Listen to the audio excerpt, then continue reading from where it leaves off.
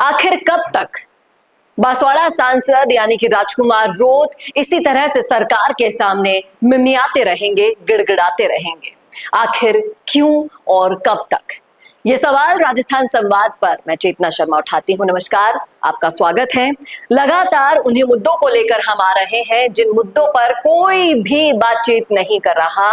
लगता है कि आदिवासी सिर्फ और सिर्फ वोट लेने के जरिया है। हर 5 साल में उनके पास जाएंगे, बहलाएंगे, फुसलाएंगे, 2 जून की रोटी का बंदोबस्त कर देंगे, बदले में वोट ले लेंगे और हो जाएगा हमारा काम, इतिश्री कर देंगे। यही तो कर रहे हैं। आप राजस्थान में तीसरे मोर्चे को संभाल रहे हैं। आप दिल्ली के आदिवासियों की आवाज को उठा रहे हैं, अच्छी बात है, लेकिन सिर्फ अनुरोध करने से, सिर्फ प्रार्थना करने से क्या हो जाएगा?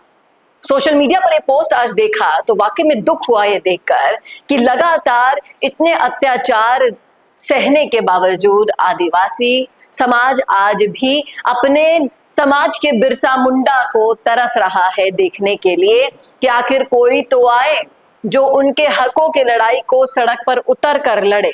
आखिर कोई तो आए जो उनके विकास के बारे में असल में सोचता हो, सोशल मीडिया से निकलकर धरातल पर आकर बैठे तो सही। दिल्ली में 20 से 22 लाख आदिवासी समुदाय है और सालों से वो वहां रह रहे हैं। अब जो केंद्र सरकार के आदिवासियों के प्रति उदासीनता है उसके खिलाफ आपने देखा होगा, हमने भी आपको कई बार दिखाया है कि राजकुमार रोत बोल तो रहे, लेकिन बोलने से कुछ नहीं होगा, ये उन्हें भी पता है।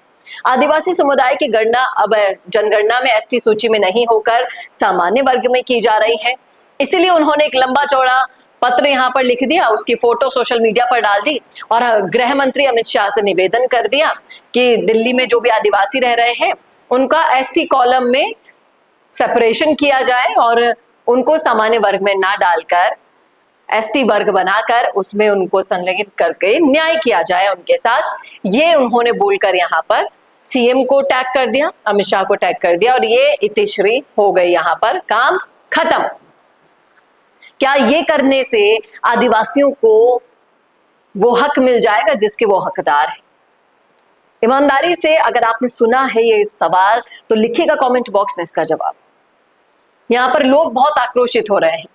कुछ लोग कह रहे हैं कि आप ये क्यों भूल जाते हैं कि भारत सरकार ने ही ऐसा कानून बना रखा है, जो दूसरे राज्यों से आए हुए हैं, किसी भी जाति के हों, सब सामान्य जाति में आते हैं।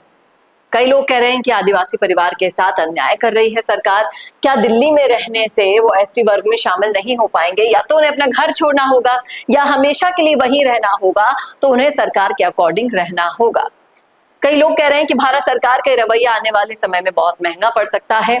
आदिवासियों को अपनी आरक्षण योजनाएं, तमाम प्रकार के मिलने वाले लाभों से वंचित कर रही है सरकार। इसका खामियाजा उन्हें भुगतना होगा। खामियाजा तो किस किस को भुगतना होगा ये तो आने वाला वक्त जरूर बताएगा, क्योंकि अभी से ही ये पहले वाला आदिवासी नहीं रहा है जनाब।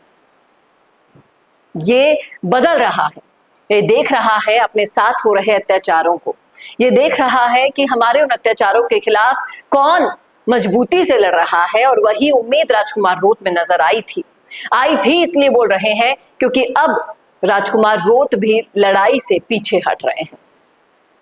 सोशल मीडिया की लड़ाई से बाहर आकर अगर असल में सच में इनका साथ निभाएंगे तो वाकई में राजकुमार रोत आदिवासियों के लिए कुछ कर पाएंगे।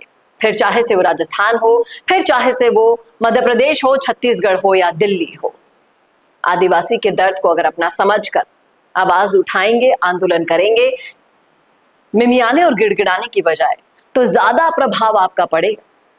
क्या कहते हैं आप इस मुद्दे पर? रखिएगा राय जरूर कमेंट बॉक्स में। कैसा लगा वीडियो बताना ना भूलेगा, शेयर करना जरूर अपने भाई बंधुओं के साथ जो आदिवासियों के हकों की लड़ाई लड़ रहे हैं।